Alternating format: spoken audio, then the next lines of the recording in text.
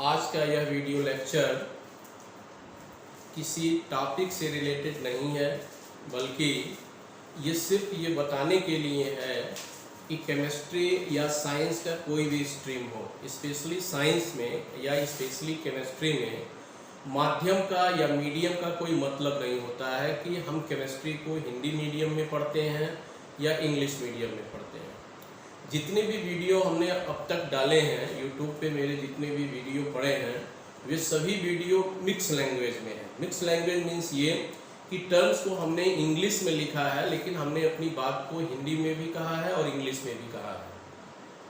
तो अब तक के इस जितने भी वीडियो हैं हमने अपने सारे वीडियो में मिक्स लैंग्वेज का यूज किया है। और साइंस हमने इसके पहले भी बोला है, और आज का ये वीडियो लेक्चर सिर्फ इसी बात के लिए है कि जब भी हम केमिस्ट्री पढ़ते हैं तो केमिस्ट्री जब हम पढ़ेंगे तो चाहे वो हिंदी मीडियम का स्टूडेंट हो या इंग्लिश मीडियम का स्टूडेंट हो, हम मीडियम का ध्यान न रखें। और अगर हिंदी मीडियम के स्टूडेंट भी हैं तो हम इंग्लिश के टर्म हम जरूर सीखें, क्योंकि अगर इंग्लिश के टर्म हम नहीं सीखेंगे तो हम हायर स्टडी करने जब जाएंगे या हायर स्टडी में जब हम केमिस्ट्री पढ़ेंगे तो हम हिंदी की बुक्स मिल तो जाएंगी, बट पहली बात तो ये कि हिंदी बुक्स की अवेलेबिलिटी जो होगी मार्केट में केमिस्ट्री से रिलेटेड बहुत कम होगी। दूसरी चीज़ क्या है कि आप ग्रेजुएशन करने जाते हैं, किसी भी स्ट्रीम में करने जाते हैं, या आप बीटेक करते हैं, आप बीएससी करते हैं, या आप किसी भी स्ट्रीम में जाते हैं, तो आपको मैक्सिमम जो लेक्चर होंगे वो आपके इंग्लिश मीडियम में ही होंगे। तो अगर आप हिंदी मीडियम में 12th क्लास तक की केमिस्ट्री में केवल हिंदी पढ़ते हैं और आप इंग्लिश के टर्म अगर आप नहीं समझते हैं, इंग्लिश के टर्म आपको नहीं पता है, तो आप हायर स्टडी करने में आपका जो पहला साल होता है, ग्रेजुएशन का जो पहला साल होगा, केवल इसी में निकल जाएगा और आपका कॉन्फिडेंस नहीं बन पाएगा कि हम पढ़ें तो कैसे पढ़ें। क्योंकि निश्चित रूप से जो लेक्चर होगा जब आप ग्रेजुएशन में जाएंगे तो आपके जितने भी लेक्चर होंगे वो सब के सब लेक्चर जो है वो इंग्लिश में होंगे। और जब ऐसे स्टूडेंट्स के साथ आप रहेंगे तो निश्चित रूप से आपका कॉन्फिडेंस बिल्डअप नहीं हो पाएगा, और जब आपका कॉन्फिडेंस बिल्डअप नहीं होगा, आपके परसेंटेज नहीं होंगे, और फिर आपको सफल होने में बड़ी समस्याएं होंगी। जैसा कि ये जो मेरा पहला लेक्चर, जो मेरा पहला वीडियो था, वो पहला जो चैप्टर था वो हेलो एल्केन और हेलो एरीन पे था। जो मेरा दूसरा सीरीज चल रहा है, जो दूसरा चैप्टर चल रहा है वो कोऑर्डिनेशन कंपाउंड्स का चल रहा है। कोऑर्डिनेशन कंपाउंड्स में मुझे ऐसा लगता है कि 5 या 6 वीडियोज अब तक हमने अपलोड कर चुके हैं। उन सभी वीडियो में हमने जो टर्म्स, मैं फिर बोलूँ कि जो टर्म्स था उसको हमने इंग्लिश में लिखा है, जो हमने उसको एक्सप्रेस किया है, जो हमने डिस्कस किया है वो हिंदी और इंग्लिश दोनों में किया है।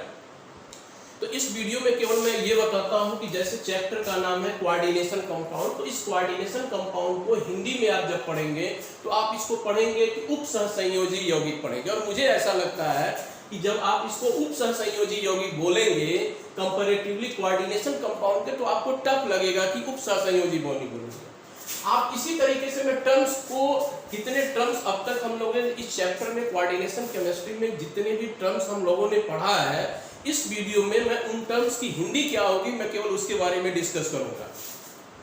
जैसे इसका एक और नाम होता है कि जो कोऑर्डिनेशन कंपाउंड होते हैं उनका एक दूसरा नाम होता है जटिल यौगिक होता है। जटिल यौगिक होता है या जटिल लवण होता है।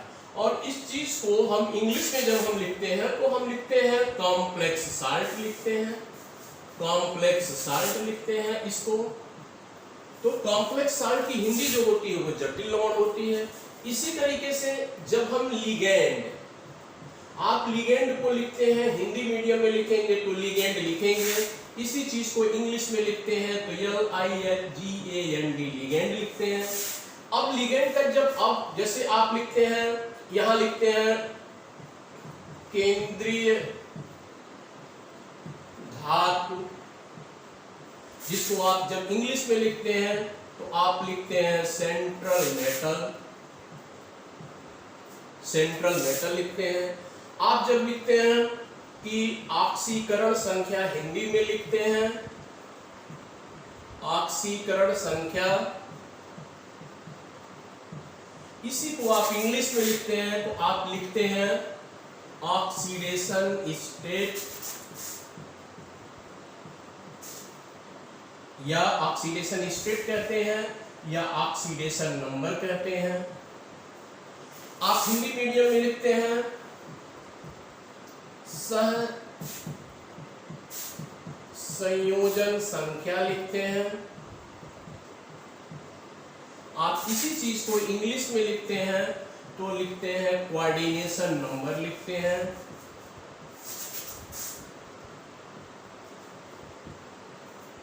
आप लिखते हैं हिंदी में लिखते हैं जब जटिल आयन लिखते हैं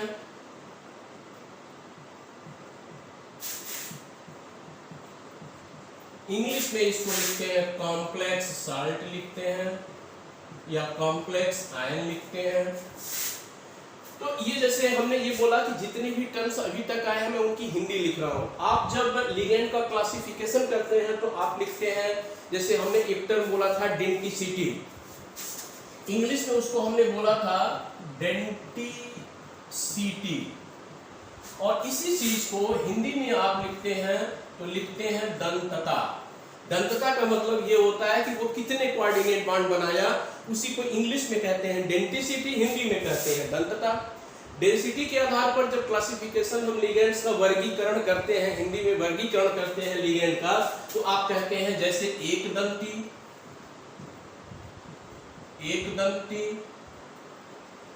और इंग्लिश में आप उसको लिखते हैं तो बोलते हैं मोनोडेंटेट, या इसको कहते हैं यूनिडेंटेट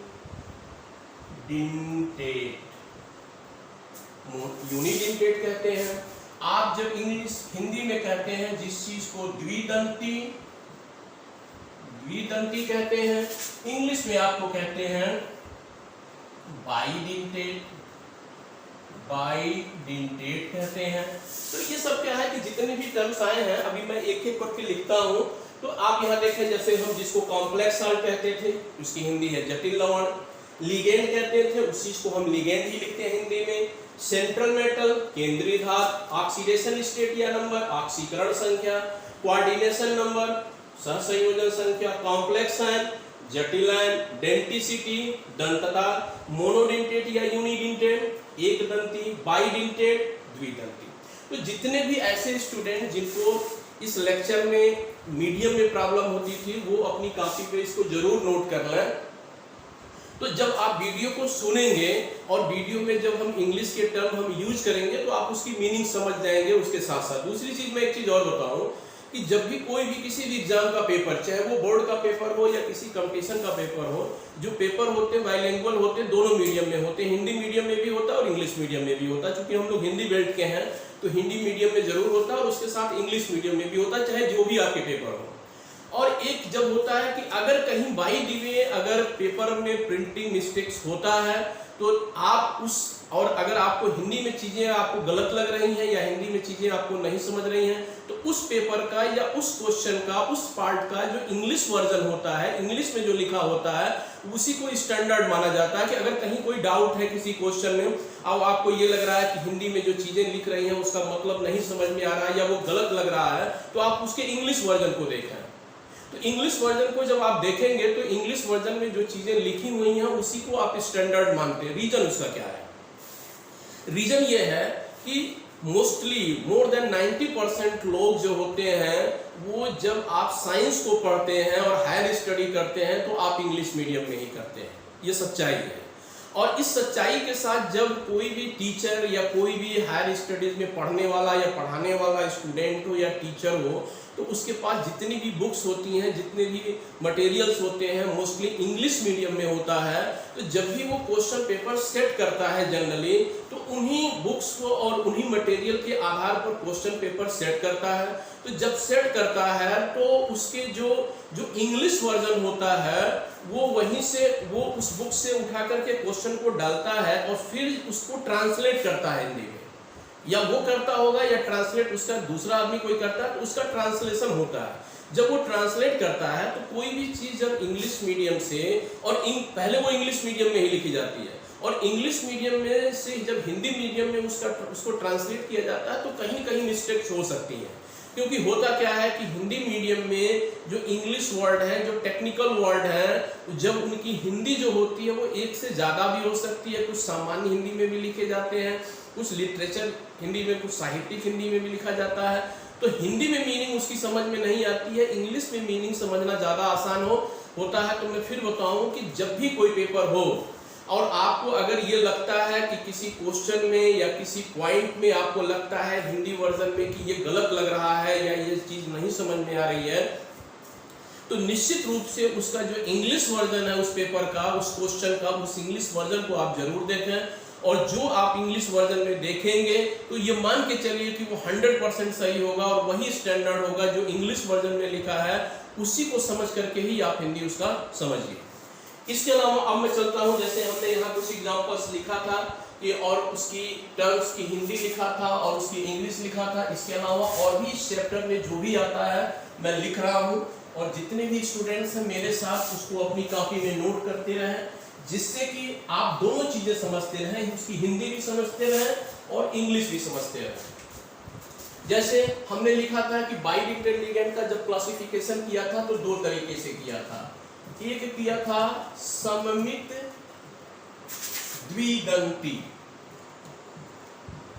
सममित द्विदंती लिगेंड का मतलब होता है सिमेट्रिकल बाइडेंटेट। सिमेट्रिकल बाइडेंटेट की हिंदी हो गई सममित द्विदंती। आप हिंदी में पढ़ते हैं जब, तो एक पढ़ते हैं असममित द्विदंती, और इंग्लिश में इसको जब पढ़ते हैं, लिखते हैं, तो आप लिखते हैं अनसिमेट्रिकल बाइडेंटेट। इसी तरीके से एक लिगेंड का आप नाम पढ़ते हैं, हिंदी में पढ़ते हैं उभयदंती। इंग्लिश में इसी चीज को पढ़ते हैं एम्बिडेंटेट।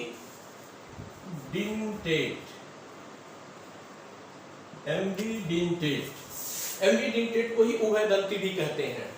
फिर आगे हम चलते हैं, जैसे हम एक लिगेंड पढ़ते हैं, किलेटिंग लिगेंड्स पढ़ते हैं। किलेटिंग लिगेंड्स पढ़ते हैं, और किलेटिंग लिगेंड्स का मतलब ये होता है, इसकी जब हिंदी में लिखते हैं तो इसको जनरली किलेट ही लिखते हैं। किलेटिंग लिगेंड को किलेटिंग लिगेंड्स ही, किलेट लिगेंड्स ही लिखते हैं। इसके अलावा अन्य नाम है, ये कॉमन वर्ड है। जब आप नाम लिखते हैं आईपीएससी में, जब नाम लिखते हैं तो जब भी नाम लिखते हैं कि जैसे मान लीजिए कि लिगेंड के रूप में अगर Cl- है, तो इंग्लिश में इसका नाम आप जब लिखते हैं क्लोराइडो लिखते हैं। तो इसी चीज को हिंदी में भी आप लिखेंगे तो इसका नाम ऐसे ही लिखेंगे, क्लोराइडो लिखते हैं। आप NH3 का नाम जब इंग्लिश मीडियम में लिखते हैं लिगेंड के रूप में, एमाइंस लिखते हैं, एमीन लिखते हैं, AMMINE लिखते हैं। इस चीज को भी जब यहाँ लिखते हैं तो एमीन लिखते हैं। तो इस तरीके से जितने भी हैं इस चैप्टर में, जितने भी टेक्निकल वर्ड्स अब तक थे, जितने भी टर्म्स थे, उसकी हिंदी और इंग्लिश दोनों हमने लिखा। कि ऐसे स्टूडेंट्स, मैं फिर बोलूँ कि हिंदी मीडियम के जितने भी स्टूडेंट्स हैं वो हिंदी में जानने के साथ साथ इंग्लिश में उसका वर्जन जरूर सीखें। अगर इंग्लिश में आप वर्जन सीखेंगे, समझेंगे, तो आप जब हायर स्टडी करेंगे इस चैप्टर को, या केमिस्ट्री जब हायर स्टडी में जाएंगे, ग्रेजुएशन में आप पढ़ेंगे, तो निश्चित रूप से आपको प्रॉब्लम नहीं होगी, क्योंकि जो आपकी बुक्स अवेलेबल हैं वो हिंदी में नहीं होती हैं। और अगर आप हिंदी में ही पढ़ते रह गए और इंग्लिश वर्जन आपने नहीं सीखा, तो निश्चित रूप से आपका कॉन्फिडेंस लेवल बहुत नीचे होगा। आप अच्छा, जितना बेहतर आप कर सकते हैं उतना बेहतर आप नहीं कर पाएंगे। तो आप हिंदी के साथ साथ इंग्लिश टर्म्स को जरूर सीखें। उसके बावजूद भी अगर किसी वीडियो में ये लगता है कि मेरे किसी वीडियो में आपको लगता है कि जो इंग्लिश टर्म है या जो भी चीज़ें हैं वो आपको नहीं समझ आ रही हैं, तो निश्चित रूप से उसको कमेंट बॉक्स में आप लिखें, तो उसको मैं दूसरे तरीके से एक्सप्लेन करने की कोशिश करूँगा। अगर आप हिंदी में चाहते हैं तो आप लिखें कि इस चीज़ को हिंदी में एक्सप्लेन करके बताइए, तो निश्चित रूप कमेंट बॉक्स में लिखें, तो मैं उस चीज़ को हिंदी में एक्सप्लेन करने की कोशिश करूँगा। Thank you.